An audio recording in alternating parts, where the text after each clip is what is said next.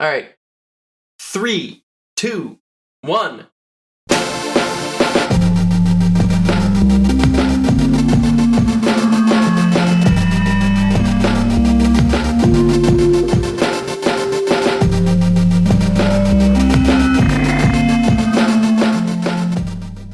All right. The second's way longer when you're looking at it on the waveform, huh? We got that transatlantic gap between our claps today. Oh, yeah, it sounded great for me, but yeah, I assume it's okay. Stella's editing this one again. I almost said Thank viewers. You, Stella. Viewers, no one can see us. Listeners, however, that's all of you. Welcome to episode 8 of Trangirlismo. I accidentally usurped Victoria by just starting to talk first. I love this energy from you. I'm shot out of a cannon. I listened to episodes of our own podcast yesterday because I was worried that, because we had to take some time off, I was worried that I had somehow lost the juice.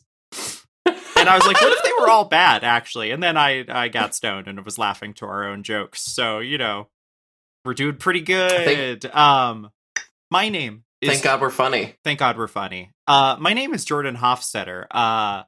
My pronouns are she and her, and I am freshly married, listeners. Woo! Woo! I was there for it. My name is Victoria Scott. My pronouns are she and her, and Jordan's wedding was beautiful. It was the best. T-girls deserve big, beautiful, traditional-ish weddings, it turns out. Yeah, if you've never... there's a large contingent of cis listeners for this show. And this is mostly directed at them because all of our trans listeners will know it. But, going to a, big, gorgeous venue, big celebration, the whole family's there, T for T lesbian wedding is genuinely, a good reason to continue getting out of bed. That is, just even in a vacuum, even if it wasn't somebody who I've been, friends with for, my entire adult life, it would be beautiful. But it was lovely. Yeah. And we got to see birds. I genuinely, I've had a couple weeks now to soak it all in and reflect on it. And it was just so perfect. When you transition and move around a lot and have been so many different people, for lack of a better word, Brad and Steph, who have known me forever and were on my first podcast way back in the first Trump administration, not the first Bush administration. I'm not that old. But having everyone there, having some family there I haven't seen in forever, having, one of Stella's friends who has a young trans daughter, apparently hearing what that meant for her. I don't know. It was both very much for me, but also it was just such a lovely time, and getting, my childhood best friend, Adam, who is just some cis straight guy, was there and had a great time meeting all of my friends. And, it was so wonderful. I want to thank everyone who, there are a shocking amount of listeners who came. Not that it was an open event. I just realizing that Victoria was a celebrity to some of my friends was very funny. And then I'm just you realize I'm also doing a thing with Victoria. She's not just doing, well, there's your problem now, right? That was very funny. Yeah, a bunch of people privately was like, is that Victoria? And I'm like, do you not know that we're doing this? That's very funny. But yeah, it was such a good time. I had such a lovely weekend. And then we got to take Vicky and Antigone on the fucking funicular. We got to do the incline. Yes. It was wonderful. Yeah. No, I fully understood after a couple of days in Pittsburgh. In Paris, the Paris of Appalachia. Yeah, the Paris for transsexuals. It was lovely. Uh-huh. I really liked it. It had much better vibes than the Midwest I grew up with. or Rust Belt or whatever you want to call it. And I really liked it. It was a good time. And then, I came home for like 6 days, got on another airplane for much longer this time, and now I've been in Glasgow, Scotland. I've been in Glasgow, but like I have driven like 500 or 600 miles in the past 2.5 days in my Enterprise Rent-A-Car Vauxhall Maka? My Vauxhall Maka. 600 miles in Scotland means you've just been kind of pinging in between the edges of the island like an old DVD player screensaver, right? Like, are you just trying to bounce your way into one of the corners? Yeah, we did a day trip we picked up the car in Edinburgh, and drove back to Glasgow, which was an interesting crash course in driving on the other side of the road in traffic with the stick shift. Really working all 1.2 liters of that inline 3 motor to keep up with traffic on the infinite number of roundabouts, which are still the most stressful part of driving here. I won't lie to you. Because you're like, it's a roundabout. They can't be stressful. They're huge. They have multiple lanes. They also put traffic lights in them sometimes. It's horrifying. But so yeah, we drove back from there, and then we went to yesterday. We did the drive up to the Three Sisters, in the Highlands, which is up the drive up to Glencoe, and that was gorgeous. Did a huge loop there. We had 5 transsexuals inside the Vauxhall, which has to be a record of some kind. I think so. We had the full. It was because I'm staying with November Kelly, so it was November Kelly and one of her partners and one of her partner's partners and my wife, and I. And so it's just, it was kind of like, it really was transsexual Top Gear there for a bit, bottom gear, if you will. Everything about this trip that I have seen from you has just strengthened my conviction that Scotland might be too good to be part of the United Kingdom, and they should run that referendum back again. I was talking with a bunch of people about this, yeah, because like Scotland also famously is chill about trans people, which is like the most recent genuine conflict with the overall government of the UK was when Scotland was like, hey, I think we're cool with trans people. And the UK was like, no, you actually can't be. Like the London was like, no, we're just going to overrule that. You can't be cool about trans people, actually. It's time for transsexual troubles. It's time for IRA to... Legally, I cannot make any riffs on that joke. Not for a couple weeks. Soil I was about to say, you can't for a couple weeks here. But that's why I am recording this from Pittsburgh, Pennsylvania. The ghost of Margaret Thatcher, or whoever would try to get Vicky in November in trouble. So yeah, I love Scotland to death. I swear to God, I drove to the Cairngorms today, and my wife really wanted to see Prince Albert's tomb, which is a huge pyramid that has in a the middle piercing of through a. It, right?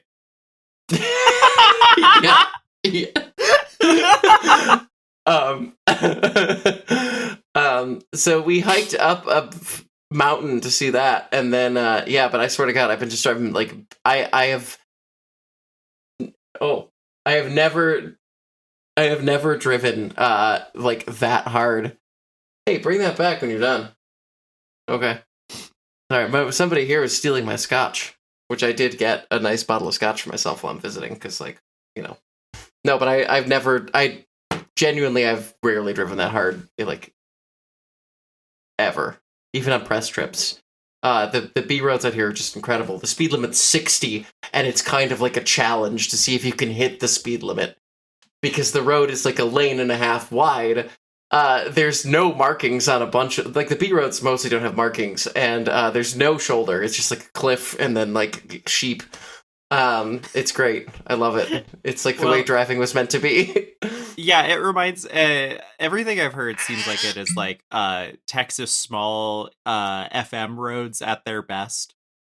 Like when the FM roads had to cut through a bunch of different farm plots, so they are just these crazy twisty things. Like Yeah, it is like I would say like a lot of what I drove is kind of like hill country-esque. A big difference between hill country and here is that I think that the way that Americans build roads is they smooth them out a bit more. You get a lot more like rolling hills, and like I did almost catch air today in the nice. In the Vauxhall. God, yeah, I think one of your days of your rental's free if you do that. I think they It should be. yeah. No, if I'm ever lucky enough to come back here again, or just to Europe in general and like rent another car, I have to get an Alpine like A110 or something, because I genuinely I think I drove that Vauxhall harder than literally anything I've ever had except like an NSX. If I had like an actual sports car, I probably would transcend. I would like, it would open my third eye. I always think about like something small, mid-engined. For me, it would probably be like a Cayman GTS to twist through Europe. Or Victoria, I did a really bad thing. I started looking at... Did you buy a Fisker? No, not that bad. It's 3 steps less bad, and that's I found. The Aston Martin project might, and by that I mean, who knows when I'll find 30 grand that I can just blow. I'm talking about Alfa Romeo 4C prices are sub 40 grand, which I didn't think they had gotten that low yet. And I'm like, after the one we saw walking around Pittsburgh, I've just been like, why shouldn't I? I was gonna say, this is because you saw one when we were walking around Pittsburgh after your wedding. I saw one, I heard it, and then I went, well, those are like probably 60 grand and going back up. No, absolutely not. Sub 40 grand and dropping based on Bringer Trailer auctions. And those are juiced prices anyways, because it's Bringer Trailer. Anyways, I deserve it. We deserve one. I mean, you do. We register it to the company. You do. We drive it back and forth once a quarter. Come on. I will say we should do after driving around here and being like, oh wow, it's really fun when you put a bunch of transsexuals into a car and do like scenic road trips. We should totally do like a road trip episode of Trent and Girlismo. Yeah, absolutely. I like genuinely gas prices might be tricky because hey, boy howdy listeners. We sure laid the heavens some things real bad. I think we fucked it real bad. I think we said what could happen in the next 2 weeks, which, yeah, oofa doofa. Shit's sideways. You killed Smiling Friends. I killed Smiling Friends, I helped. I did the assisted suicide on Smiling Friends, to help him go out on top. And then, and then also, we get into a war, and now now we're looking at kind of, I will be honest, like, everybody knows that I'm kind of a wonk, but I have been ignoring it. I just genuinely have. I've been busy all day, and like, the U.S. politics, I'm in Scotland, that doesn't affect me. You're correct. It's not my problem. Yeah, it's not. Also, like, genuinely, it isn't. It's bad. I saw what 10-year bond yields are right now. It's bad. It's really bad. I have not seen gas prices this high in 2020. 2022 might have been the last time I saw gas prices near this high. Texas was kind of cheating because gas prices never got that high in Texas because, we were refining all of it. Yeah. But like this is I there's no way to make it turns out of this funny. Except there's the one Kuwaiti guy who shot down those 3 F-15s or whatever. I think we talked about that on the Fast and Furious episode. That's just pretty funny. That was pretty funny. Shoot down 1 friendly aircraft. Whoopsie doodle. Shoot down 2 friendly aircraft. That's a big problem. Shoot down 3. just go for 2 more and get that ace, buddy. Like, come on. What are they going to do? Get radically more mad in between 3 and 5?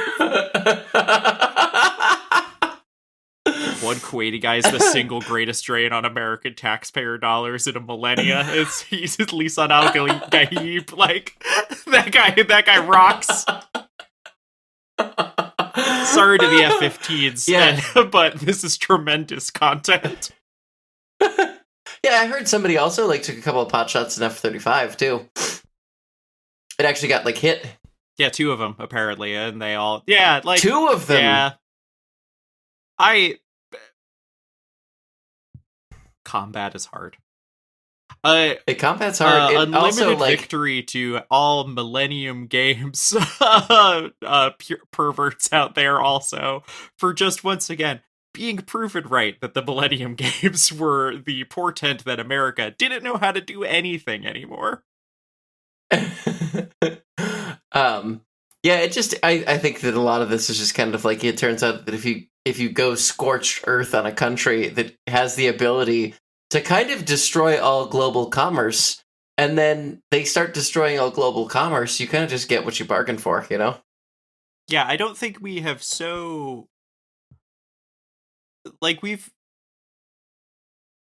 a lot of this Trump administration has been that comic of the guy putting a stick through his own bike spokes and then just screaming at other people about it. It's been that over and over again. At a certain point, we've got to stop giving them bicycles and sticks, but I don't know if we've got that lever of power right now.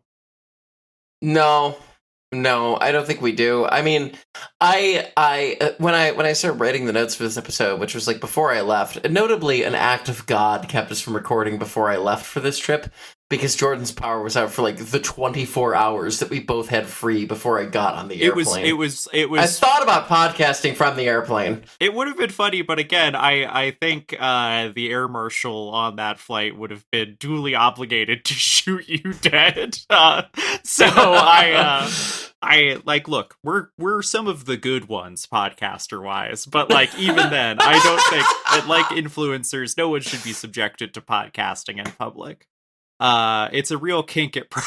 It's actually opposite of my kink at pride politics, where the podcasting should happen only in the home. Maybe a live show occasionally under supervision. It's fine if you like to podcast. I just don't want to see it. Yeah, absolutely. Don't rub it in people's faces. No, when I was writing notes for this, it was like, oh, they're gonna remind the Strait of Hormuz, and like the president said the war was very complete, quote unquote. But like, I think it's gotten worse since then. So honestly, this is a geopolitics light episode of Tran Girlies Mo, because I have not been paying attention. However, we didn't discuss something that is very important to me. The cornerstone of American politics of the next 10 years. That's where we're going after this. Yeah. And I really want to like revisit this, because it's very important to me that we cover this on this show. Because I think that it's important we hold our leaders accountable. I think it's important that we continue to like celebrate the greatness of America in the 21st century and in the second Trump term, when it is clearly succeeding highly. Thank you for the salute. I appreciate it. It is time to lathe one more thing on this podcast, and it is the girls go to the Freedom 250 Grand Prix of America. Inshallah, I shall be laid to rest at the Freedom 250. We have a track layout, Jordan. It sucks. It's bad. It's so bad. It's so bad. So I was Policy like, why wonk is this Monaco? so bad?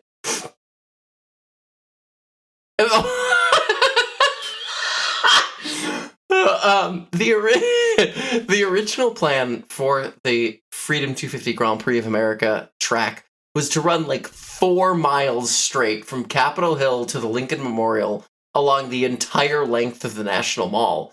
But what we instead got is what I'd like to call a squoval. basically a square oval of 7 turns over 1.66 miles. It's almost the shape of Oklahoma.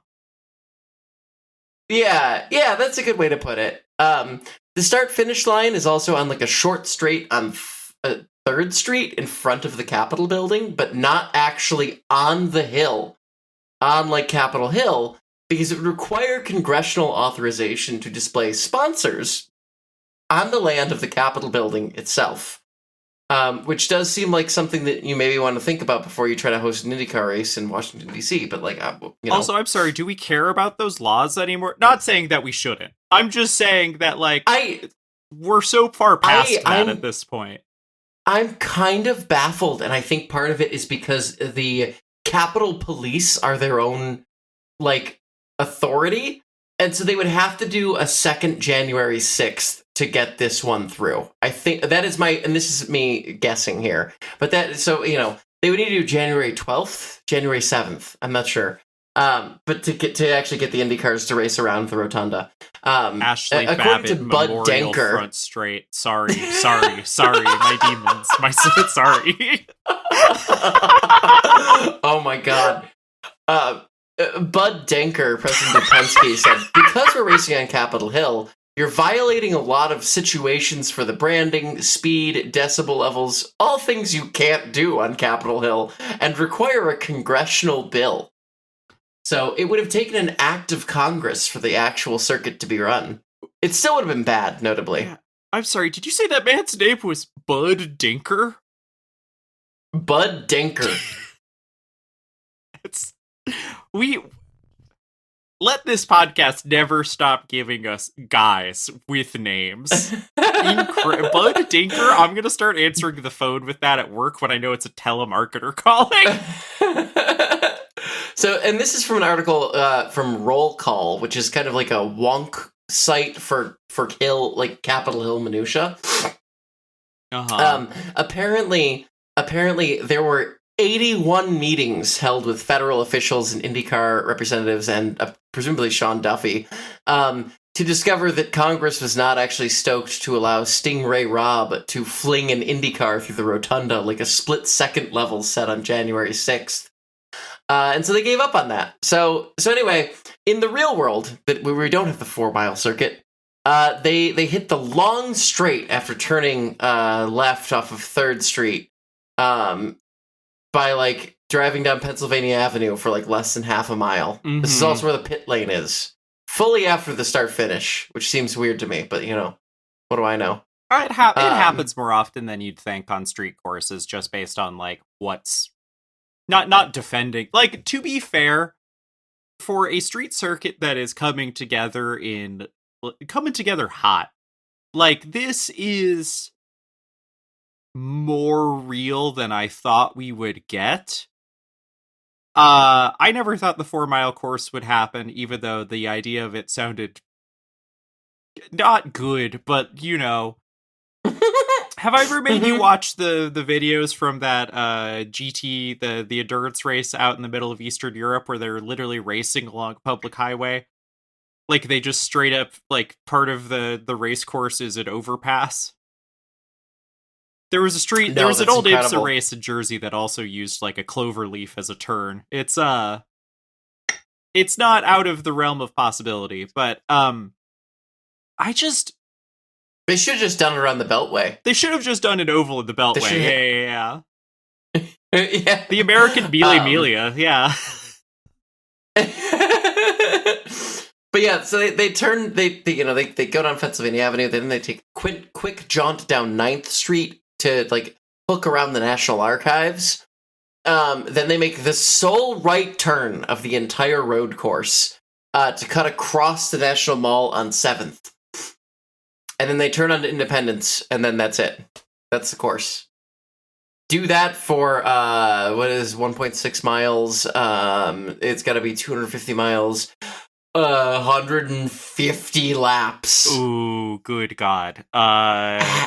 Have fun with that shit. Well, when someone eventually, when Stingray Robb fully beefs it into the National Air and Space Museum, that'll at least be a fun caution as we see someone, some foamer just be crying that we knocked the the Apollo capsule down with an IndyCar or whatever.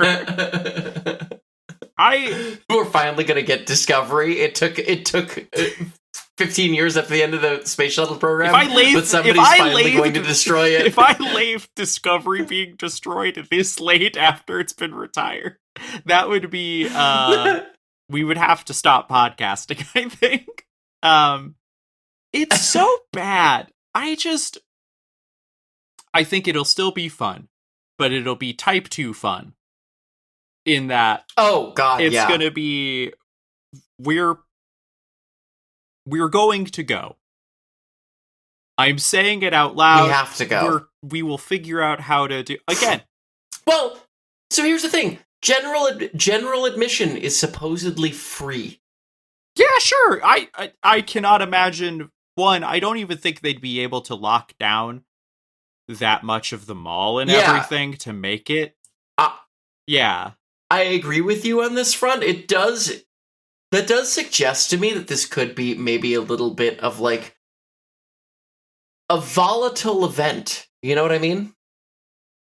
I think it'll be like a lot of other street races where unless you are very specifically trying to attend it, it will be like, for most of the city, it'll be like it's not happening.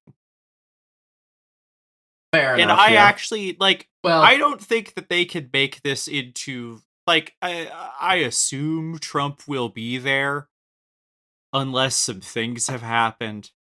I have to assume, but... Yeah, can we lay that one already, please? I assume that, but, like, Trump also popped up at the Miami Grand Prix a couple years ago. He really took the wind out of the sails of Lando Norris winning his first race by being there.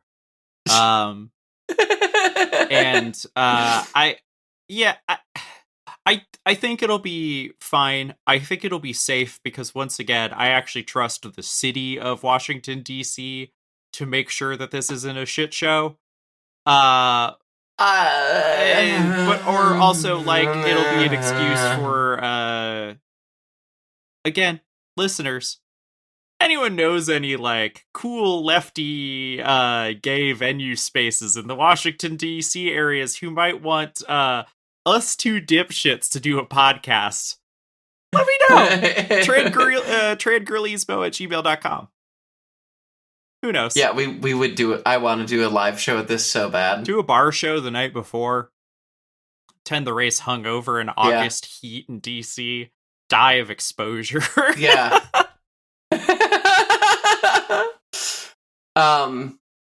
Yeah,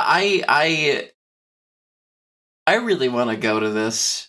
It seems like it's going to be terrible. I feel like it's... The thing about it is, like, doing the start-finish directly in front of the Capitol, swinging past, like, the National Archives, like, it's like, just a random landmark, it's how many landmarks can we cram into an IndyCar race so that we can, like, prove that we're a real racing series like F1? You have to pay attention to us. It's just like the made-for-TV spectacle that, like, Guy Debord killed himself because he saw a glimmer of the Freedom 250 Grand Prix of America, and he was like, I'm not sticking around for this shit. And so I really want to, like, have just the worst time of my life there. I think it's going to be like some of the really bad one-off street races we've had in this country. Like, I don't know, when F1 did Caesar's Palace in the 80s. Yeah, yes, but, like, it's worse because it's, like, ideologically tainted.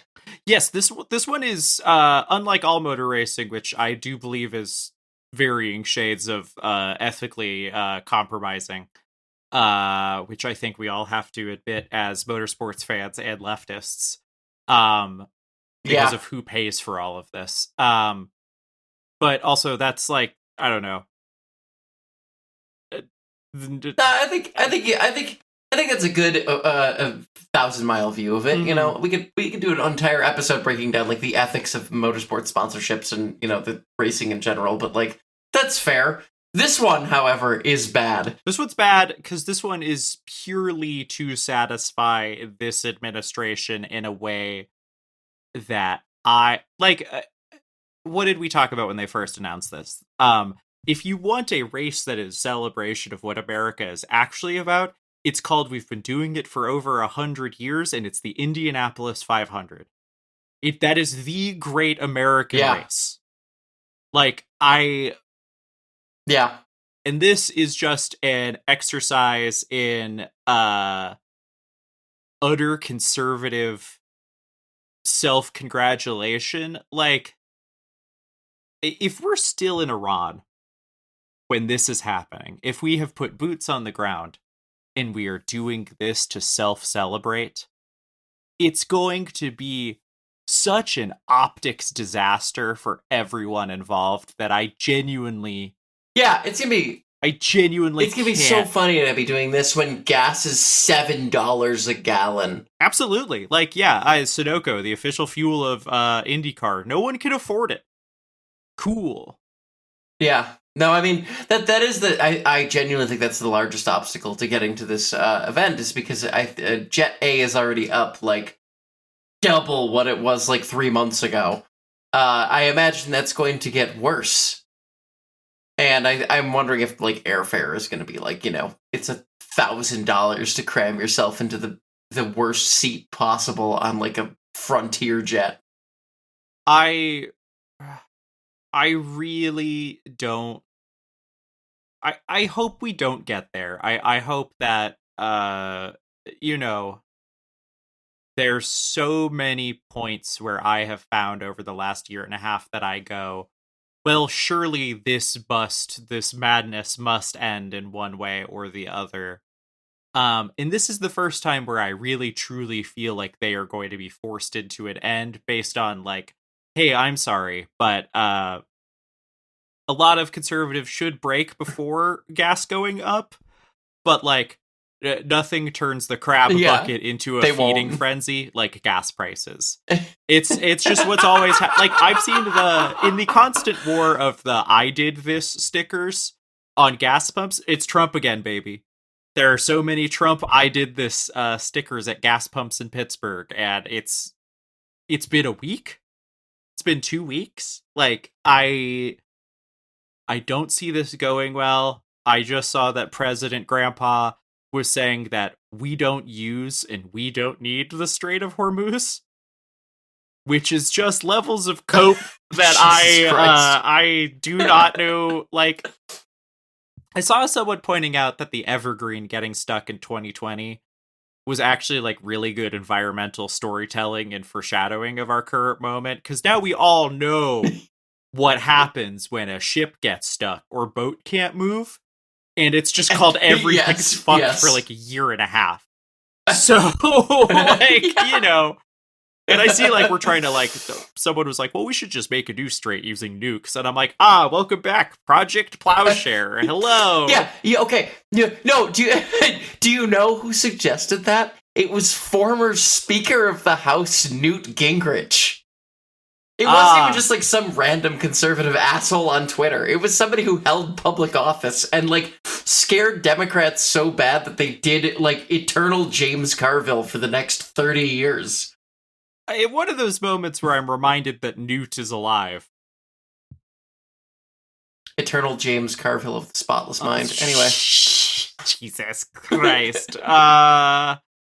Anyways, we're gonna go. This is gonna suck shit. It's gonna be incredible. We're gonna have a great time. Please continue to subscribe to our Patreon as you have. Thank you very much. So we can spend your money on airfare to get to see the worst street race run in America in the last 20 years and make jokes about it. Can I take an Amtrak? I'm gonna shoot a bunch of fucked up film. Yeah, I'm gonna bring I'll bring that Ektachrome that expired in 1998 with me. Yeah, I shot some this week I shot some Ektachrome that was so old it said process E4 only. Oh damn, the which means that it had to have been from, like, Yeah, it had to have been from like 1978 or something. Yeah. That was also from friend of the show, Taco Food Truck, who gave me my really cool camera and gave Jordan a bunch of film that I delivered to her at her wedding. Yes, thank you so much. Was that also the listener that gave me the Forbidden Fuji film? No, that was my friend of the show, Anna, with the cool 944 turbo, who lives in Seattle. Seattle-ish. I have a roll of the forbidden Velvia, the illegal Velvia, the EPA will knock down your door Velvia. I don't think they will really do that, but I know that I have already been told no by the two places in town that dev E6 that they won't touch it. So, well, we'll figure it out. We can find solutions. We can find solutions to this. All right, so I guess the next thing that this leads us to with economic collapse and the end of the American Empire is that we've also already had 2 F1 races canceled for the year. Bahrain and Saudi Arabia have already been canceled because it turns out that if when Shahed drones cost $30,000 and you can just kind of whip them around the Middle East. Everybody else is gotta be like, oh shit, I forgot that this isn't completely asymmetric warfare against an unarmed foe. Whoopsies. Yeah, remember that Bahraini airbase that got hit on like day 1 or 2 of all of this? Yes. That's 10 kilometers from where the F1 race is. Oh, I know what a kilometer is. You do know what a kilometer is now. Yeah, they although everything's still in miles here, which is really funny. Extremely funny. Yeah, F1 I think has gotten very lucky. The thing is like in the last couple of years that they with how many races we have, I fear that these global political cancellations are actually have not other than we canceled the Russian race in 2021.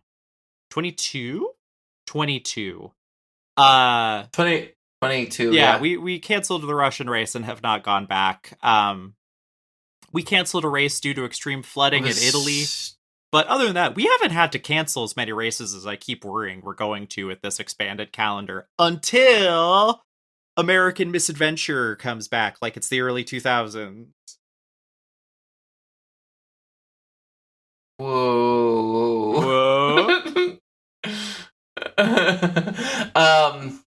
Yeah, I guess the big thing is like I know the F1. I don't really watch a lot of F1. I am vaguely aware of what's going on. The cars are new, apparently. Yes. I have seen some of my friends thrilled about how the racing is going. I have seen some of them furious, which I assume means that like it's good. It's really good. I assume that like people are just like, oh, it made my team bad or it made my team good.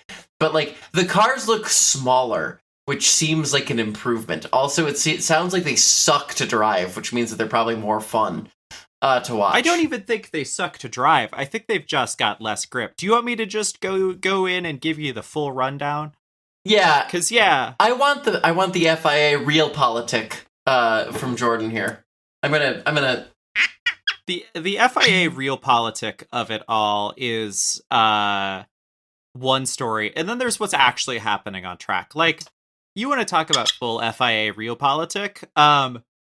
Their messaging around canceling races has been so bad because they won't even admit that they're actually like canceled.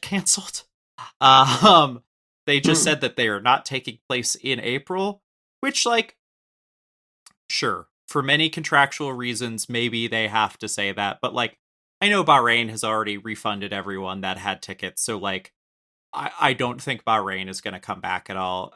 Saudi, who knows if we're going back. I'm kind of surprised we did not cancel Qatar, even though it's later in the year, because on the other side of the FIA, the 1,812 kilometers of Qatar, which has been the opening round of the FIA WEC, because you'll make me say WEC over my cold dead body. The WEC has already canceled their Qatar round because it was supposed to be their season opener, which, like, as someone from Buffalo, whack is a very different thing. Yeah, I just can't do there it for listeners to figure out. Also, everyone at the WEC, every single one of those officials 10 years ago was saying WEC not whack, and now they're all saying whack, and I'm like, what happened to all of you? Beef with that. Yeah, like, wait. It's also like, that's the noise a guinea pig makes to me, like, but yeah, this year in F1, the cars have had a total revolution. Usually we're only really fully changing the aerodynamics rules. We do that once every 5 years or so. Because basically after 5 years, the rule book becomes a solved equation, which has its ups and downs. It usually means that we are pulling the plug on a rule set right as the racing gets really fucking good. Because everyone is so close. Or one team is so far ahead that, you know, everyone by the last year has, like, kind of thrown in the towel and decided, actually, fuck this. So we have new aerodynamics, as opposed to the ground effects cars that we've had since 2022, which themselves should have been 2021, but they got pushed back a year thanks to the novel coronavirus.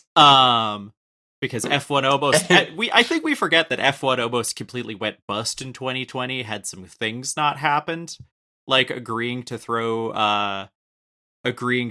kick the regulation cycle a year into the future, and also being able to, like, basically hold closed door Grand Prix, which was such a weird time. Well, and also, like, Drive to Survive, I think, kept them alive. Drive to Survive dropping a new like season, a fan perspective. right? Basically, as lockdown was happening, was maybe one of the one of those weird. I feel like I also my day job right now is in an industry that also weirdly the pandemic helped, not hurt, and it's always weird to talk about because it feels ugly that the pandemic was good for anything. Yeah, I mean, but, like, I don't know.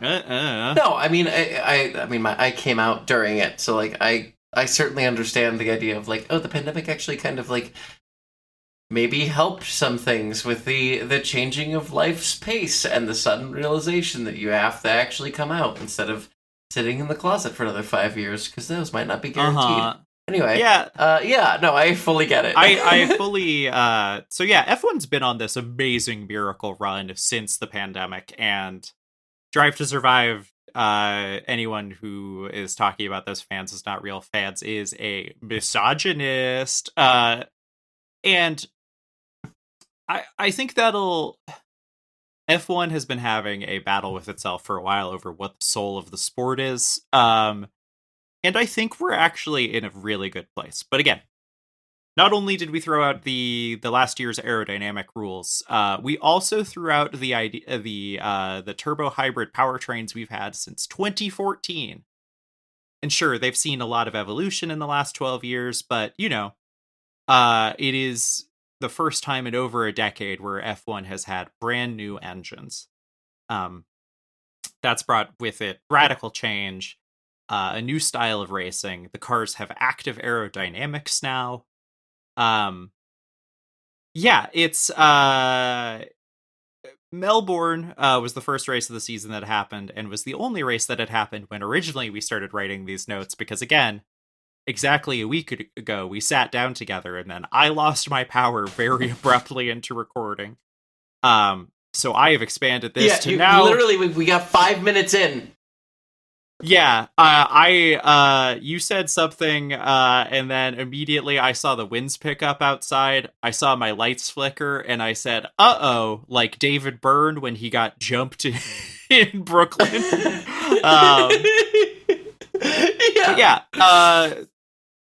George Russell won Melbourne handily. After testing, everyone was basically, Mercedes hit 2014, the last engine cycle with, Mercedes powertrains are the gold standard in Formula One, and they have been since 2014. because they basically just started working on the concept a year and a half before it was for sure frozen. So they have basically a year on everyone, which they did again this time as well. So, you know, you fully expected Mercedes after a really miserable ground effects era to get right back on the horse, and they have. George Russell, the British Tory twink from Williams, as I will forever know him, won the first race. There was much rejoicing. However, despite the fact that it was a Mercedes 1-2, and also China was a Mercedes 1-2, the racing's really interesting in a way that I think coming out of testing and all of the doom and gloom in the media really kind of led us to believe wouldn't happen. With these new power units, they have an almost 50-50 split in between what power is coming from the internal combustion engine and the turbocharger versus what's happening from the electric motor, which is regenning only under braking. Okay, that's much more. Yeah, that's way more than I thought that the split was. That's extremely aggressive. It's extremely aggressive, and it has been part of the problem, because with the amount that these cars are allowed to charge per lap, a couple of the cars are having to do weird things mid-corner to basically divert engine power away from the wheels to the battery. This has gotten the very convoluted name of super clipping, because in the last rule set, occasionally the cars would start regenning right before the braking zone, and they would call that clipping. But now it's doing it earlier and sometimes mid-corner, so therefore super clipping. Surely we could have done anything better than this, but this is also the second version. You wanted some FIA realpolitik. These rules were not finalized until basically a year before the season started, which is cutting it. Oh my god, that's like no time at all to develop a car. It's not that like the broad strokes of the rules, like we basically had the chassis rules locked in with some minor tweaks, but like they have basically been negotiating the rules of these power units. They still are, actually. I like because basically you have Mercedes, which just seems to be the best power unit, and even though they must share the software with everyone, the Mercedes units are just better because they have developed some insane I think it might be a red herring, but the Mercedes asked the FIA many years ago, hey, you said we can have X compression ratio for these engines, but you said it's measured at ambient temperature. Does that mean that if it changes above ambient temperature, that's still kosher? To which the FIA said, yeah, sure, fuck it, why not? Everyone is very mad about the FIA saying, yeah, fuck it, why not? I still think Mercedes is just better at this than a lot of the other teams, especially on like the making sure the chassis and all of the software packages and everything are all working in concert, which is why McLaren's having a miserable start to the season despite winning the last 2 years with Mercedes customer power. Williams is dog shit for different reasons. They're on Mercedes power as well. Alpine, who we talked about a couple weeks ago, are really enjoying their best start to the season in years thanks to their Mercedes power. So as much as I was critical of all of their decisions to shut down the engine facility, hey, maybe they had some points though, you know. Unfortunately, it's really this situation is really one of those like heartwarming. Flavio Briatore, the devil from the Bible, made a great decision. But like Ferrari's doing extremely well because Ferrari built their engine to be spectacular starting up. Because they took away the MGU-H, which was basically a very complicated power unit component from the last regulations that made recharging extremely simple. because it was turning waste heat from the turbocharger back into electricity. Oh, that's It was cool. extremely cool. However, they were so expensive and complicated. It had absolutely no road relevance. So they were poisoned to most. Audi was not going to come in unless the MGUH left. Honda was trying to leave because the MGUH left. We'll get to Honda here in a second because it's maybe they're doing great, right? Honda's doing really well. Ooh, Victoria, they're gonna have to put him down, and by him down, I think Adrian Newey's going to a farm upstate. I joked to Stella the other day that they're about to take Fernando Alonso's shoelaces and belt away. It's grim over there. We'll get to that next, but like, despite all the doom and gloom, like both Australia and China started with the Mercedes losing the lead to the Ferraris, and then several laps of some of the coolest wheel-to-wheel battling I've seen in F1 in years. And sure, like the Ferraris can't manage to stick with them for a race distance yet, but like when Lewis Hamilton is ecstatic about a rules cycle after the miserable 2022 to 2025 he had, I trust the guy who's won more F1 races than anyone else to say if the rules are good, you know?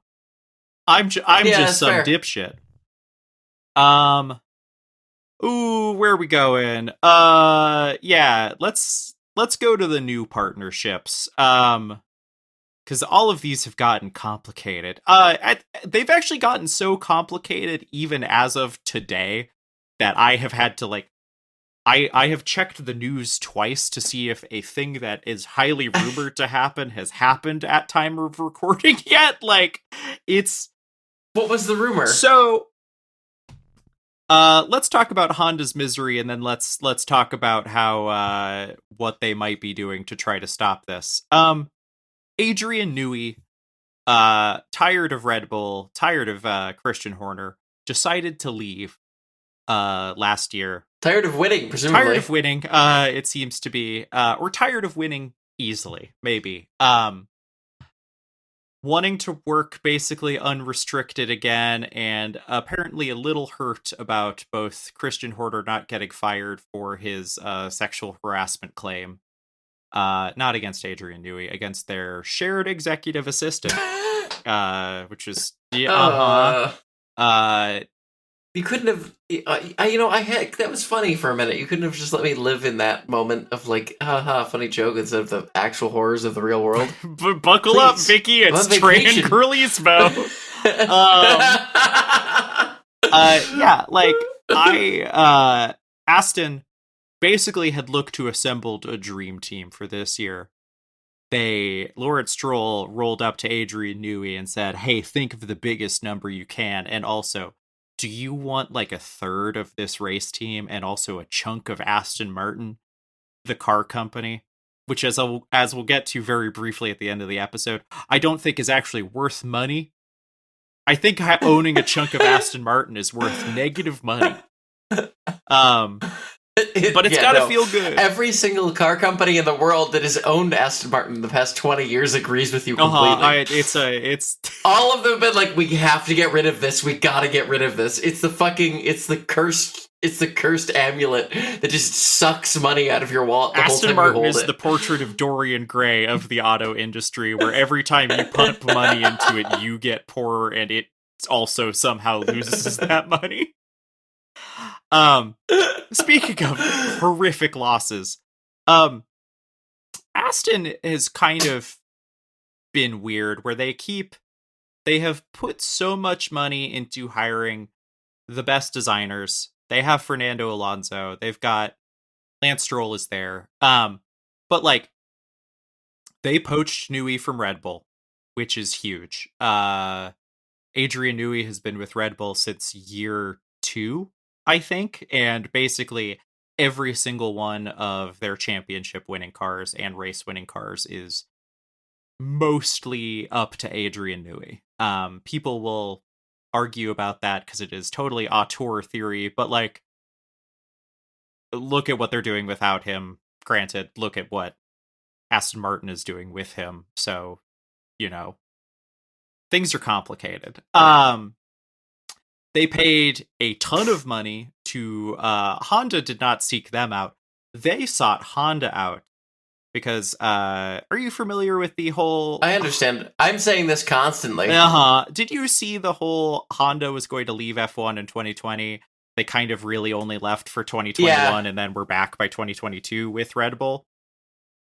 Yeah. So, and then in 2023, Honda and Aston Martin announced that for 2026, Aston Martin will have exclusive factory engines from Honda.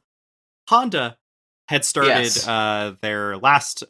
Which is, just for the record, kind of like a race team Voltron of, like, my shit just meant to appeal to me. This should be the coolest shit on Earth, genuinely, yes. Like, problematic fave, Aston Martin, but, like, also just, like, throw VTEC in an Aston, I'll come.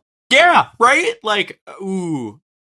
Like, I kept thinking about how much fun an Aston Martin, like, 2-seat convertible would be if it had a really revvy VTEC engine.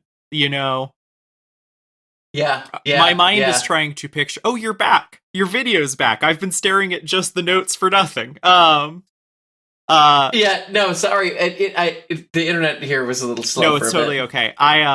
It's got to go all the way across the Atlantic Ocean, so And the sharks keep gnawing on the cables or whatever. Yeah. But yeah, they got Honda. Granted, Honda started last rule set miserably. They joined a year late. They joined McLaren, and they were a laughingstock for 3 solid years. And then did have the amazing redemption cycle of basically then becoming the best power unit in Formula One. It was like the Mercedes unit and the Honda unit were basically matched evenly. A little step down Ferrari, big step down Renault. So yeah, this seemed to be the F1 super team that was looking to dominate the 2026 on rule cycle. However, when we first saw our glimpse of the Aston Martin this year, it was in bare carbon, was obviously very quickly finished, and was running without full power. And we thought that it was just they were just coming in hot, and it was a late shakedown. Then we get to full testing. And then we realize that apparently the car can't run for more than 12 laps without shaking itself apart. The drivers are risking nerve damage by driving it for long stints of time because the vibrations are so severe throughout the chassis. And both cars retired from the Australian Grand Prix. Both cars retired from the Chinese Grand Prix. Lance, for like longevity, and also like the motors broke down. Broke down, and also they were old man Alonso was couldn't feel his hands. There are some horrifying clips from the Chinese Grand Prix of Alonso literally having to like put his arms up and stretch them to try to get feeling back, which is not so good for your racing team and racing car. So Adrian Newey before the season was also made team principal for some ungodly reason because I guess he wanted to armchair quarterback it or whatever. Today it was announced that the other new team, Audi, was losing former Red Bull man and Adrian Newey confidant Jonathan Wheatley as team principal. Like from Portal? What? Yes, like from Portal. Portal? Like from Portal. God. He does kind of sound like that, and now I just kind of want Wheatley with like an Aston Martin hat just on him. Because the rumor is he is leaving Audi for both personal reasons to move closer to the United Kingdom. Who's based in the United Kingdom? As Aramco, Aston Martin, Honda, Formula One. We're very sick. Please, we need your help. Apparently, getting like a R2D2 recorded hologram from Lance Stroll that just says, "Please, you need your help." truly, there have been some. I think this Honda partnership might already be dead. Which is astounding because it took McLaren Honda 3 full years to break up. But this is like the things I have seen coming out of the Aston Martin camp are more damning than anything. But it also goes to show that I think Lawrence Stroll is just a bad businessman when it comes to logistics. Like, being a successful business person and then running F1 teams are two very different things. Toto Wolff from Mercedes, extremely good at it. He's a former finance and banking guy, and he knows how to run a Formula One team. Flavio Briatore. There are many words I can use to describe Flavio, but was also not a racing guy who actually had like a pretty good knack for running a racing team. On the flip side, there have been so many bad business people who are so bad at running F1 teams, and I think Lawrence Stroll is now at the top of that list because he apparently never did his due diligence to see what the state of Honda's Formula One program was when they signed the contract. And when Adrian went, he apparently was shocked to see that he knew no one there from when Honda was with Red Bull. Ooh. They had all either defected to Red Bull's building their own powertrain with Ford now. It seems okay. It's gone pop like twice, I think. Oh yeah, the Red Bull, we 3D printed some Ford parts. Yeah. I remember this one. Actually, all of this is Bosch part numbers with Ford logos on it. Like, Ford let us borrow the Ender for a day. Max Verstappen knows what a Raptor is now. But and then that the Red Bull and Ford powertrain's also kind of bad, which is why Max Verstappen is shitting his pants that the rules are bad. It's because he's not winning. What are you gonna do? He's gonna go do the Nürburgring and probably win the 24 hours with Mercedes, so he'll be content for this year. But yeah, is he a cool guy? What's the Verstappen? Every time I think he's cool, he will say stuff like, "These regulations are pure garbage," and I would be saying that even if I was winning, when I know for a fact that's not true, you know. He would not be saying no, that. Absolutely not, because he'd be too busy going. But like, you know, Max is good enough that he is allowed to have his opinions on things, and I think Max is truly just sick of Formula One. He's been doing it since he was 17. I think if he quits for a couple of years ago and does sports cars or whatever, he will still come back and be one of the greatest motorsports drivers to have ever lived. So like, I'm glad he's doing the Nürburgring 24. I'm glad he's talking about doing Le Mans. Like, I think getting him out and let him get some air would be good for a year or two, you know? Yeah. But yeah, Adrian Newey and Aston are just in this hell position and are, poaching Audi's team principal because Audi seems to have hit the ground running pretty okay. And Adrian obviously needs to step back to a purely technical role, and yeah, it's a fucking mess. And this is like, I often find that describing why I love Formula One, even if the racing is bad, I love Formula One, is because there's always the off-track stories are so fascinating. The level of politicking that is happening in the FIA, in between teams, with the drivers' agents, using the media as a weaponized force to try to get regulations changed. Like, it is... I don't think that there is a sport like it other than wrestling. And wrestling is famously scripted. And I think that's what's so wonderful about F1, because that's like, this is what a rule change should be. Everyone should be scrambling. Everyone should be bickering. There should be dramatic failures. There should be huge triumphs. There should be it's just magic. The race in China was incredible. Lewis Hamilton back on the podium, his first podium with Ferrari.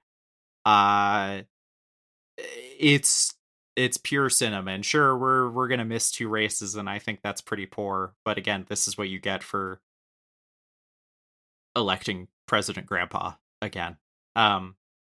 Victoria, are there any questions? There's been so much F1 stuff that legitimately I'm like, oh, but then also I feel like this is the most Charlie Day, Pepe Sylvia, boxes full of Pepe I've ever been on this show, where I'm just like, but there's also this that happened a decade ago that is influencing now, and like I tried to do my best to make this. No, I think this makes sense. I wanted an update on what's going on because I haven't really kept up with it. The most I've kept up with it is like the geopolitical side of things because I'm me.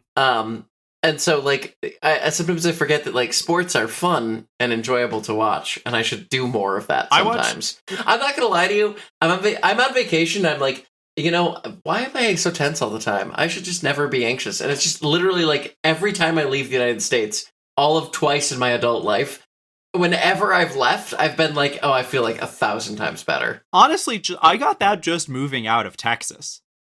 Like, once I moved out of Texas and I no longer had to think about Greg Abbott or Dan Patrick, my mind became I got 30% capacity back immediately.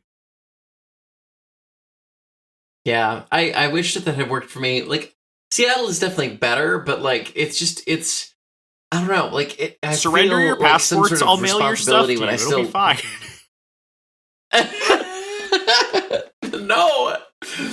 No, I need to keep making money so I can buy an Alpine A110 out here and then drive it on the B roads. Claim asylum, and just stay at November Kelly's house. I'm sure she won't hate that at all. Yeah, I'm sure she wouldn't mind at all. She's a lovely host. But yeah, I almost had her on this episode, but we had to catch up because like I could have just had her in the same room. I almost thought about should we just also have November microphone here? You were at November's place. We have so much to go through. Like, how long have we been recording? Oh, only an hour? That's fine. I was worried we were touching 2 already. It's we still got time. Does that mean I can talk about my theory about why Aston Martin as a car company is a big Aston episode on accident, but I got reminded of a thing that exists. I'm here. Yeah. I will also say, like, I saw the world's baldest man driving a like DBS convertible top down through the middle of Glasgow. I gave him a thumbs up. He hit me with one back. I was like, yeah, let's fucking go. They are kind of, they're not like everywhere here, but they are definitely much more common than they are in the States. And every time I see one, I'm kind of like have a mini heart attack. Yeah, there were a lot in Austin. I remember on the way to one of the very good driving roads, someone always had his Aston Martin or his Casino Royale spec DBS. Oh, hello, beautiful woodpecker outside my window. Oh my god. That is the prettiest bird I have seen out of this window. Okay. Aston Martin's pretty birds. Spot the woman who had her wedding at a bird center. Bird wedding. Bird wedding. Victoria, how familiar are you with the different variants of the Aston Martin Valkyrie? Vaguely. Could you name the different variants to me without looking further down in the show notes? Oh god. No, I thought there was just one. There is the road car. Like, hold on, I have to get. Wait. I'm gonna. You can tell I'm on Nova's keyboard because it's loud as hell. No, I do not want the Norse Valkyrie. I want the Aston Martin. I am not Graham Plattner. Oh yeah, this thing. Yeah. It's the Adrian Newey. There are. It's like an F1 car. It's the supercar that is almost entirely road useless, but is theoretically you could drive it around on city streets. And there are actually some great videos of like Top Gear presenters and Chris Harris trying to drive them normally. And sure, I think a V12 that spins to like 12,000 RPM as on a street car is pretty sick, but it seems like a miserable place to be on the street, you know? Like, it's not an errands car, you know? Damn, this thing looks crazy. It is crazy because... Yeah, I mean, I would take... I might take this to Big Tesco. You never know. Yeah, I'd go on a cheeky Walgreens run in one. I'm sure I could fit toilet paper. I don't know if it's the Costco run car, but like I could go pick up prescriptions and maybe some dinner or something. Okay, yeah, the last one that I remember super well because I saw them at car shows as a kid was the Vulcan. Yeah, and that was the like track only like V12 supercar of my childhood. So I know the Vulcan had like 2 or 3 variants. I don't actually know how many the Valkyrie had. I think the Vulcan. They made one after called the Valhalla. The Valhalla is like the Valhalla is them aiming at like the new Ferrari that slot above. That slot that's Ferrari does that's above like the 296, which used to be the SF90, which was bad. Yeah. And then the Testarossa, which is like apparently better, but meh. But the Aston Martin Valkyrie. Folks here at Trangurillismo, yes, we might be leftists who are very critical about the accumulation of wealth. The accumulation of wealth. But speaking of which, just a really quick aside, we went to a castle that the British Royals owned that had like 54,000 acres of land for them to hunt grouse on, and my wife asked for one picture in front of the grounds, and it was her reading Karl Marx's Capital, which she did just totally bring on the airplane and was reading the whole way here. That's where we politically slot in. And one day, we will all drive Aston Martins in the immortal victory of the science of Marxism-Leninism. That's correct, yeah. However, I think they're my favorite automaker. Like, I like McLaren a lot, but like, McLaren as an automaker is not interesting. I like McLaren as a racing organization. Alfa Romeo's got a soft spot, but I saw Brera today, and I just lost my heart. It's so beautiful. Aston Martin feels like the closest we have to like. I feel like all of these bigger businesses somehow are subsidizing beautiful things being made through the hot potato that is Aston Martin being a financial mess. Like, if Aston Martin is somewhat compromised because they make cars exclusively for the mega rich, they at least balance that out by also being allergic to making money. I think it's praxis. Like, they don't make money doing any of this. Like, in fact, they love losing money more than anything. So they're my favorites. I think that is a fair opinion. I think that explains a lot about who I continue to be as an adult human woman. I also find that through their constant ownership shuffling, every now and then they will just decide that they are reinventing themselves. They're in the middle of one of these reinventions right now. But throughout all of it, they've stayed like busy in sports car racing. Like, there's always a GT3 Aston, there's a GT4 Aston. They've always been around prototypes. They did the really cool Muscle Milk Lolas that had the V12s in the back. Oh, the yeah. Forza Horizon, the Forza Motorsport 4 special Aston Martins. Those were great.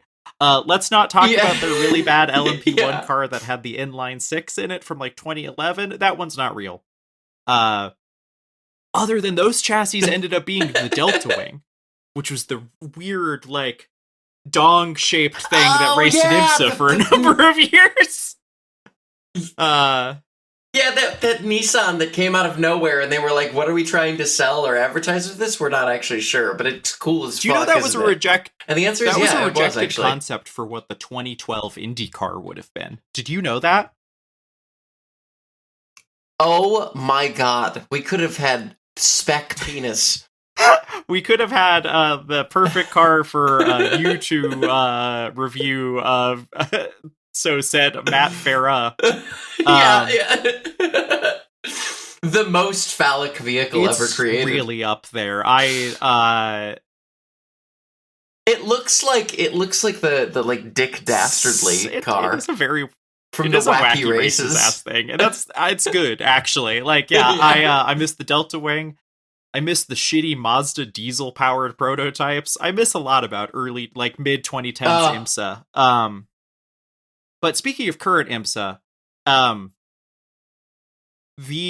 story of the Aston Martin Valkyrie actually starts before the Lawrence Stroll ownership period of Aston Martin, and actually goes back to friend of the show and man who's definitely not losing it, Adrian Newey.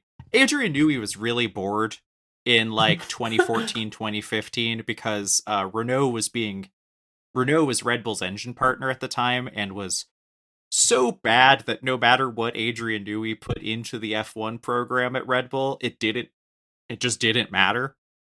Like, they were just blowing up every weekend. It was just futile. Okay. So, to keep him busy, and because Aston Martin was looking, under its previous ownership, was looking to sponsor an F1 team, Adrian got loaned out to Aston Martin and basically got told to run wild and make a road car. The most extreme road car possible to try to give Aston, like... I feel like Aston always has a chip on their shoulder as, like, one of the big luxury OEMs, or, like, high-end OEMs, where they make excellent Grand Tourers. They've never really been They've never really been, like, a supercar company, and I think sometimes they get... Despite racing with Ferrari and Porsche and all of these people constantly with like V12 and V8 Vantages and everything, like, I think they have a major chip on their shoulder about wanting to be a supercar company. And this was the start of that. So in 2016, they unveiled what was then known as the AMR RB001, which then would later be renamed the Valkyrie. In 2017, they announced a theoretical racing version of it called the AMR Pro. And in 2016, they also Aston Martin became the title sponsor of Red Bull Racing, which was a very odd period because that led to Aston Martin, Red Bull Racing, Honda Formula One team. Conglomerations of so many different things. I love F1 branding so much. I love seeing whether the crypto sponsor or the oil company gets like preferential listing in the like official, the full legal name of the F1 team. Yeah, or like my favorite thing is how long Marlboro kept trying to put their name on Ferrari long after Ferrari like literally could not advertise Marlboro. Are you familiar with the Mission Winnow liveries from Ferrari? Yes. Which was literally just yes Philip Morris sponsoring the vague concept of doing good. Like, I still like I talk to a Mission Winnow press person and I'm like, what are you advertising? And they're like, we're advertising a positive mindset. And I'm like, that doesn't mean anything. You're Philip Morris. We're advertising that feeling after you have a really good cig. Drunk cig in the rain. Like you've had 3 absolutely. beers. Drunk cig in the rain, like God, that would be more honest. Do you know Zinn is on the Ferrari this year because apparently like that type of nicotine product is not illegal to advertise. So Lewis Hamilton's got a big old Zinn logo on his chest right now. I really want him to just pop a pillow on during a press conference or something. Like, let's let Lewis become a Zinn guy. Aston Martin. The Valkyrie announced as a V12 hybrid Formula One-esque road race car for the road. And then they announced the Pro version. And then they announced in 2019, fuck it, we're going to go to Le Mans in the newly announced Le Mans hypercar class that was replacing LMP1. And they announced a new updated concept for what the AMR Pro would look like, and then what the LMH would look like. Pretty cool. Fast forward to COVID year. Aston Martin has new ownership, has decided that they are moving into F1, and then decided that they're not going to do Le Mans after all. Fuck that. That's too hard. They still decide to sell 40 AMR Pros, which were based on the final designs for the LMH car, which keeps the insane V12, but ditch the hybrid system for complexity and weight reasons. Many people are sad. Are these cars sold to racing teams, or are they cars sold to people? They were sold to people for track use only, as a la any of these, like the Vulcan. Yeah, like the Vulcan. I believe they got offered first to Vulcan owners. So this is when you go to your country club for racing, you have your Valkyrie parked there, so you can do hot laps. Basically, yeah, like any of these, like it's pure McLaren, it's Ferrari client racing, it's or it's all of these like supercars. I will say, looking at a picture of an AMR Pro, this is a crazy. They're cool. Car. That is cool as hell. Yeah. They get produced. The regular Valkyrie starts to go into production in 2020. The race program remains dead for 3 full years until Heart of Racing, longtime Aston Martin customer and partner team, funded by Gabe Newell of Valve, by the way, which is why his son is now racing Aston Martins in IMSA. Heart of Racing announces, fuck it. They're going to do it. They're just going to do it. They're going to take that car to Le Mans and IMSA. Because Heart of Racing was going to fund most of it out of pocket, because, surprise, surprise, Gabe Newell and his business partner were 2 out of the 3 people that bought AMR Pros. So they just straight up started developing them into race cars. Kind of on their own accord, and then Aston came in and was just like, okay, or if you're going to do this, we can do this as a factory effort. Like, you're going to need our money and our expertise and like chassis and stuff. It's they debuted last year. It was a tough year. They skipped Daytona for more testing time, so 2026's Daytona was their first time doing the 24 hours. It's a very cool car, and it has gotten a podium and is showing promise. But everything else they race against in their class is a hybrid. And ditching the hybrid system seems to have been a deeply bad choice. Because they just kind of can't compete. Like they did get that third on pace in IMSA, which is like good. IMSA, I think, is more proactive about balance of performance, which, Vicky, do you know what balance of performance is? Maybe that's a whole episode at some point. Okay, I do. Cool. Yes, the balance of performance is an entire episode, but I am familiar with it, and it does need to be an entire episode. We should, at some point, consider doing like a starter's guide episode to our favorite racing series, so that like people who don't like cars could get into motorsports. We could make people worse. Yeah, we should make our listeners. I made my wife worse by getting her into cars and racing. Hell yeah. I wish so bad that I could do the same with my wife, but she steadfastly refuses the siren call of the sports car. Although she did really enjoy me flogging the Vauxhall today. So, you never know. It would be impossible not to on roads that are basically a roller coaster. Present day, or I guess late last year is when they technically announced they were doing this, but I just realized that it was a real thing earlier this week. When did I send you that voice memo? Anyways. I think it was earlier this week. Time isn't real to me. Aston Martin, in the middle of last year, announced that they were, or late last year, announced that they were doing another 10 Valkyries, branded as the Valkyrie LM, which is exactly the LMH car, which the LMH car is actually down on power from the road car because of FIA restrictions on power output, balancing classes, etc., etc. But the LM is the developed version of the AMR Pro, which then had FIA parts such as ballast and a bunch of other things installed to it.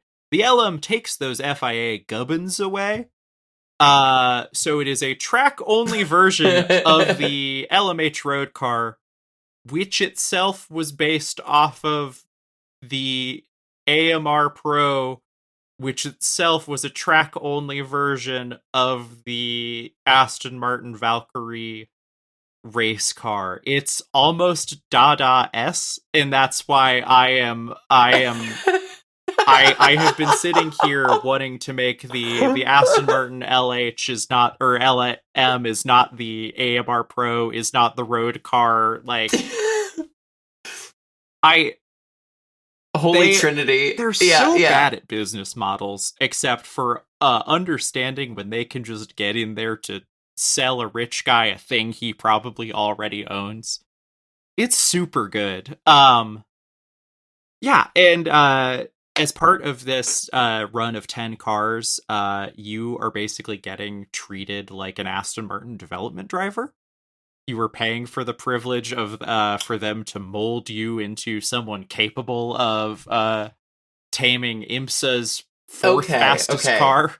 Like, and basically with your purchase price of your Valkyrie, it comes with a full year of the program, which comes with many curated track days and sessions all around the world. I don't think they're letting the rich men race them wheel to wheel against one another.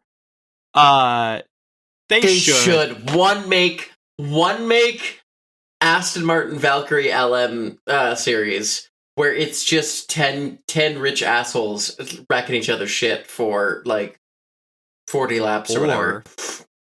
Or Victoria, are you familiar with the M1 Pro Car series from the 80s? Oh my god. Yes, I am. Round for Formula One. That BMW's one make series for the M1. What was that, like 1980? I think it's 80 or 81, right? Oh my god, yeah. Yeah, do that and then like have them do like the warm-up event before F1. Yeah, like have them all go out to Dakota. Have them race around the parking lot in Miami that they paint to look like a marina. God, that's another race I wish we could go record at, but like you can't pay me money to go to Florida. I don't have $12 billion also for F1 tickets. The IndyCar race being free general admission is kind of enticing because it's like, ooh, it's almost like sort of like the promise of America. Like anyone could attend, anyone could make their own podcast special based off of this incredible race. And that's why we are going to do our best to be there. That's kind of my point on the Valkyrie. The amount of times that I have been thinking about... You just wanted to walk me through the development tree to get to a car that fundamentally is the exact same as one they were selling 10 years ago. But now they make only 10 of them? The track-only version of the race car, which is a development of the track-only version of a road car, is just one of those things that I just go like... Wow. It's so recursive that I don't know if any other automaker has done anything that is this, like, meta, for lack of a better word. It feels like it's a bit somehow. And I just think it's... Aston Martin, come on the show? Aston Martin, come on the show. Oh my... Do you know I almost... If it were not for the flu, I would have... one of my last Hooniverse DFL interviews would have been with Dr. Andy Powell, Powell? Palmer? Oh god. the former CEO of yes, Dr. Andy Palmer, the former CEO of Aston, he was racing at Coda in an Aston Martin with Paul Hollywood, one of Great British Bake Off, and Aston had invited me to go interview the two of them, and then I got the flu. It was not my favorite That would have thing. been fantastic. And you could have invited them on the show. Yes, this was so many years ago. Oh, he's done so many things since he left Aston Martin. None of them that seems real. In Invite him on the 2025, show. Palmer co-founded Palmer Energy Technology Limited, Pedal. In August 25, Palmer announced Pedal had acquired Brill Power and raised 5.7 million euros. What does that mean? What's Brill Power? I was hoping you would tell me. I thought that was like a bit you were going to. No, I'm just looking. I'm just looking at his wiki page. I don't understand that much of the UK yet. All I've understood so far. Look, they have a thing here called the meal deal. I've spent the past week understanding the secrets of the meal deal, and I can get into a Tesco and be like, you know what, I can get a good meal deal, and that's about as much. That, and I understand like how to use the roundabouts, and also that nobody in fucking Edinburgh can drive. Sorry, describe to me a meal deal. A meal deal is you get your main, you get a snack, and you get a drink. And it costs like, I think at Tesco with the shopper card, it's like £3.75, £3.50. I can't remember. But like you pick out a sandwich usually, or like a wrap, bag of crisps, and then you'll iced coffee or like mango juice or whatever. But just like today, like I was gonna go hiking, so I went and picked out the breakfast sandwich. It was actually from Sainsbury's that I got this. You pick out the sandwich with like the sausage and the egg and bacon, calorie maxing, get your little iced coffee. I had a bag of like steak crisps, which was weird. That sounds pretty good. By crisps, I mean chips. But I'm trying to pick up, the terminology here. I'm trying to say loch, not like in a dipshit American, and more like somebody who actually, speaks actual English. You're gonna come home with a fake accent like all of my friends who did a semester abroad. No, it's not a fake accent. I have echolalia. Yeah, there we go. It's like when I watched too much Top Gear as a kid, and I would accidentally mispronounce things in like British English for like a few hours afterward, because my brain just soaks up whatever accent is near me. Falling asleep watching David Tennant Doctor Who as a teen was one of those things where I'm like, wow, we were the same child. Yeah, I was just doing it above ground while you were in the vault or whatever. I was going to school. Well, don't rub it in. It's okay. I already feel like I got your ass about your day watching ships by the shore, which is like, oh, my podcast co-host, the Victorian child. Yeah, I went to Edinburgh, and then I walked to Leith, and then I just sat by the Firth of Forth and watched the ships go out. It was lovely. I had a little coffee, it was a latte. It was lovely. I'm just sad that they don't do the hovercrafts across the channel anymore. Oh my god, You and me both. Although I do. So, the next stage of this trip is I get to go to London, which I'm very excited for. I've never been there. I'm really trying to like get my world traveling in before gasoline is $9 a gallon, and I'll never be able to afford going anywhere again. So, making the most of this. Going to London via train. I'm not taking a car there. I don't want to drive. And then, ideally, after that, I will be taking the Eurostar through the Channel, which is something I have wanted to do since I was 2 years, maybe 3 years old. I had one of those. Do you remember those books? I think they were DK books. They had like the big pictures and infographics. They were like, kids' books or whatever.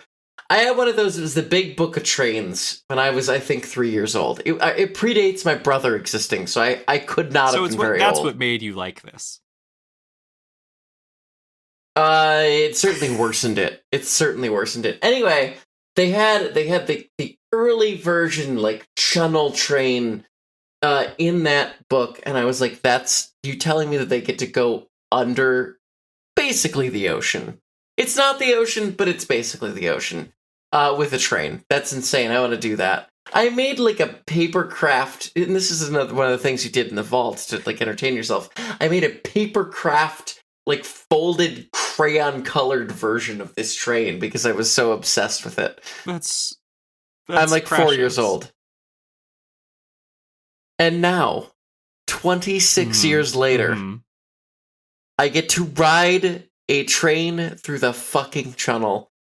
And I get to go to Paris after, which, like, that's probably cool too. I've heard Paris. You're going to be like all those Japanese tourists. I think most people are ruined and are become near suicidal when they realize Paris is not what they hoped it was. Which, keep me posted. Don't kill yourself. Maybe, I don't know. You're not allowed to Bourdain yourself. High hopes for Paris.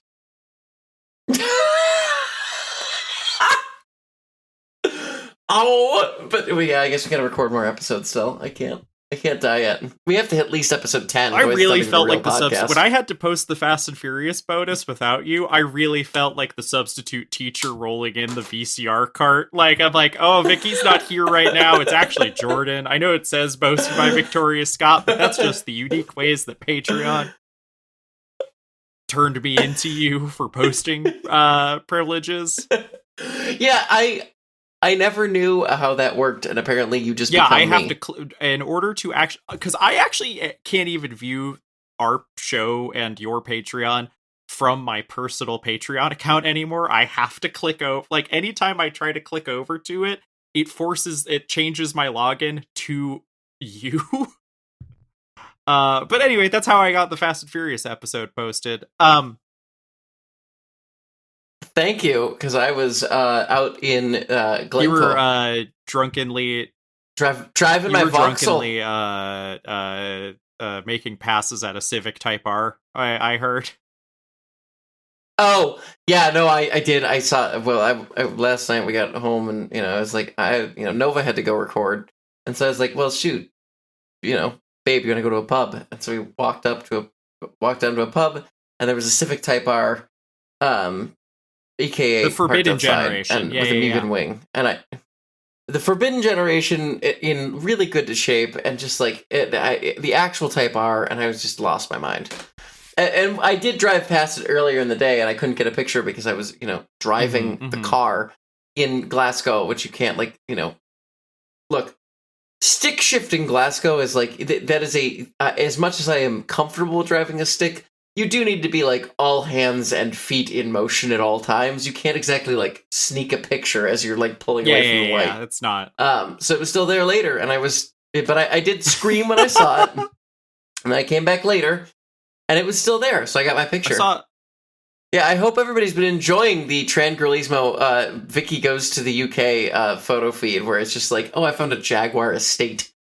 That we didn't get in the States. That's cool. I feel like I've been doing pretty good. That Figaro yesterday at the gas station really kind of came in clutch to make me feel not inadequate about what I was seeing out and about in Pittsburgh lately. Well, everybody loves K cars. Oh no, I got 25 people telling me, it's not a K car, it's actually an engine class above the K car. The engine's too big for it to be a K car. And to which I go, nerds! Are they 1 liters? I thought the Figaro was a K car. It's spiritually a K car. Revoke my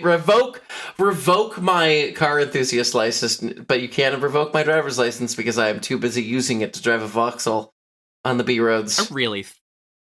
You could, I mean, genuinely, I would, if I lived here, I would go bankrupt from spending money on petrol, just tooling around back roads in the middle of fucking nowhere all day, every weekend. Oh, yeah, absolutely. It's like, it makes me wish I had been able to do more of the Pennsylvania back roads, mountain roads driving I wanted to do in the Miata before I sold it. Because, yeah, there's nothing... We've talked a lot about how driving is not therapy, but also driving can be so intensely good. Yeah. Also, like, do you just remember, like, the Forza the Horizon that's set in the UK? Yeah. 4? That was my day. Mm-hmm. That was my day today. It's like, except it was better than Forza Horizon 4 because the roads are narrower. Terrifying. The Texan mind. I mean, I will say there were a couple of lorries where I was like, buddy, I need a little bit more road than that. Like, I got 2 wheels into the dirt already. May I please have a crumb? Doing something that would be a simply hideous accident here in the States. Oh my god. Oh, yeah, no, this is very much like one of those situations where it's like, people were like, oh, you'll be fine here. And it's like, I am fine here. It's great. I do think that the average American dropped into this might be a little bit intimidated going directly, like, day 1 past Loch Lomond, because the road going up on the western side of Loch Lomond is the narrowest 2-lane road I have ever seen full-length semi-trucks on in my life. Puckering. There was a BYD Seal 6 in front of me that could not break 20 miles an hour. I've got to Google a car real quick. Yeah. Seal Team 6 BYD? Yeah. It was the electric car that killed Osama. BYD Seal. That was what they hit him with. That doesn't look like a seal at all. I mean, kind of looks like a seal. Yeah, they got those here. The other one they got that always throws me for a loop is I think they're Jaycos? Yeah. Jaycos? And they're just like electric SUVs, right? But they have a big fuck off like faux grill on the front that looks a lot like an American Ford Explorer. And so every time I see one in the distance, I do a double take and I slam on the brakes like it's a cop car. Incredible. No, you're looking. Even though I don't speed here, because again, the 60 miles an hour on a B road in like the Scottish Highlands is, hey, I dare you to do 60. It's not really doing 7/10 to try to do the speed 60 limit. Yeah, like. Yeah, genuinely, it's like and like there's cars coming at you, like if you reached out, you could high five passing motorists. Like it's fun. I love it. It's the most fun I've had driving in like years. Good. For sure. I mean, I'm so happy for you. You've been having not to toot my own horn. I saw how happy you were at my wedding. And then getting to walk around Pittsburgh and hang out, and then in the show notes we could post the photo of you in the funicular that I took. Oh yeah, please do. And then anything else you want to hit before we wrap this up? Because I feel like we could just keep rambling about our last couple weeks for a while, but. No, I just want to say thank you to everybody who subscribed to the Patreon. The most recent episode is Jordan and I going through and making a like commentary track for the original Fast and Furious. People do seem to like it. It was incredibly fun. So if you like the idea of that, it is $4 a month. We give you 1 bonus episode a month. Normally we don't do only a bonus episode in a week. We just missed an episode because, wedding, vacation. Power loss. We may also miss an episode. Yeah, we may also miss an episode coming up here. I don't know. We might be a little squishy on things just because, like, I will be in London next week and then Paris. So unless I can... what's the podcast protocol for... I'm going to record from the channel. Do you think I get good signal down there? Genuinely, I don't think you would get good signal down there, but I think if you wanted to record like if you wanted to do dispatches from Paris or something like that, I think we could maybe edit together something fun. But also, like, this is your vacation and I am telling you as your friend first. I guess we're coworkers. Oh God, but no. Like I suppose I want you to just have fun. I want to thank everyone for being so patient with us, as scheduling is iffy for this month. April should be back to normal pretty much. We're gonna see if we can record another episode for next week. Worst comes to worst, like fuck it, maybe I don't know. I'll do a DFL reunion episode and just stick it on this feed or something. I saw Brown L for the first time. But anyway, that was all. Thank you. Whatever. Oh yeah, no, it was lovely chatting with him at the wedding. But yeah, thank you all so much, and yeah, I guess we'll see you in a week-ish. Doing our best.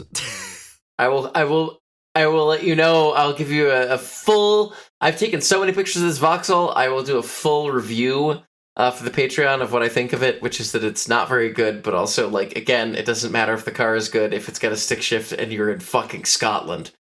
Because you could, like, I could have fun on a tricycle here. Yeah, it seems incredible. You make me wish I had some back roads and a little car right now. Which is great when gas prices are shooting through the roof, but everyone go to the bank right now and buy a BMW i3. The look on the economy's face will be very confused. Yeah, and hopefully we can lathe ourselves something good for once. Anyway, until next time, thank you for listening. Bye.